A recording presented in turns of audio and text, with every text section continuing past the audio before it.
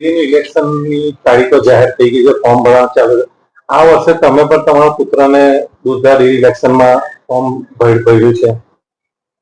પહેલી વાત તો મારા દીકરાએ કોઈ પણ જાતનો સભ્ય પણ નથી, ડેરીમાં કોઈ લડવાની કોઈ જરૂર પણ નથી. મારો દીકરો એપીએમસી નો પણ ચેરમેન છે, ગુજરાત સહકારી સંઘનો વાઇસ ચેરમેન છે.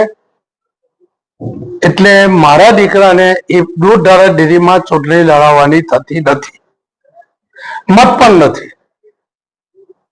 તો આ વખતે તમારી પેનલમાં કોણ મુખ્ય દાવેદાર તરીકે ઉતર્યું છે? ભરૂચ જિલ્લાની સહકાર પેનલ આખી આજે 15 સીટ ઉપર અમે ઉમેદવારો નક્કી કરી ચૂક્યા છે અને અમે ચૂંટણી લડીશું. દૂધ ધારકોને એને યોગ્ય ન્યાય નથી મળતો, એટલા માટે જ આ પેનલનું નિર્માણ થયું છે. દૂધ ધારામાં જૂનો પ્લાન પર પણ અમે એ લોકોએ લાખેલો છે. હજુ સમય આવશે ત્યારે હું બધી ખુલ્લી વાત કરીશ. પણ આજે મારા 15 ઉમેદવારો જીતવાના છે, એમાં કોઈ શંકાને સ્થાન નથી. ભલે 2008 થી દૂધધારા ડેરીમાં ઘનશ્યામ પટેલ હોય, પણ એ ઘનશ્યામ પટેલે જિલ્લાના લોકોએ બેસાડેલા હતા. પછી લોકો ત્રાહિમામ દૂધ મંડળીઓ બંધ થવા માંડી, દૂધ ધારકોને ભાવ મળતો નથી, વર્ષનો ભાવ ફેર બધા જ ગુજરાતની ડેરીઓ આપતી હોય છે. પણ આપણી ડેરી માથા ઉપર કચરું લાવીને મારી મા દીકરીઓ આજે ભાવની બૂમો પાડે, ત્યારે અમને પોતાને મનમાં થયું કે 15 લોકો મારી પેનલમાં લડવાના છે. તમે સહકાર પેનલમાં કોની આગેવાનીમાં લડશે?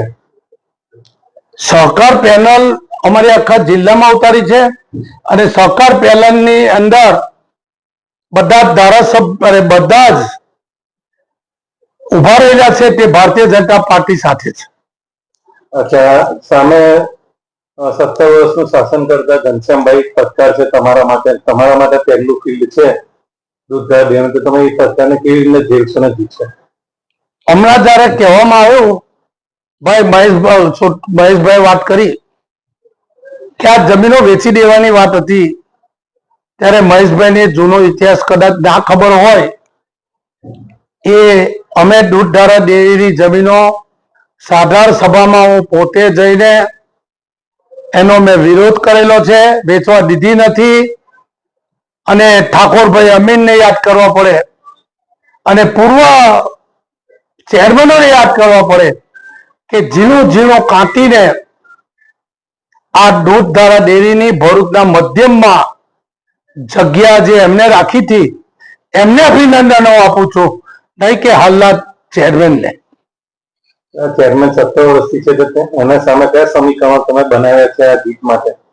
સમીકરણો મતદારો છે, કોઈ વ્યક્તિ મોટી નથી. વ્યક્તિ ક્યારે મોટી નથી બનતી અને દરેક સમાજના લોકો ભેગા થઈને આનો નિર્ણય કર્યો છે અને લડી રહ્યા છે. તમે ભાજપના કદાવર નેતા છો, સામે પણ ભાજપના આગેવાન છે, તમને રાજકીય રીતે ઉપરથી કોઈ દબાણ આવે કેન્દ્રમાંથી કે પ્રદેશમાંથી, તો શું આ ચૂંટણી જંગમાંથી તમે હટી જશો? પહેલી વાત તો મારા 15 ઉમેદવાર ભારતીય જનતા પાર્ટીના છે અને અમે લડવાનો નિર્ધાર કરેલો છે.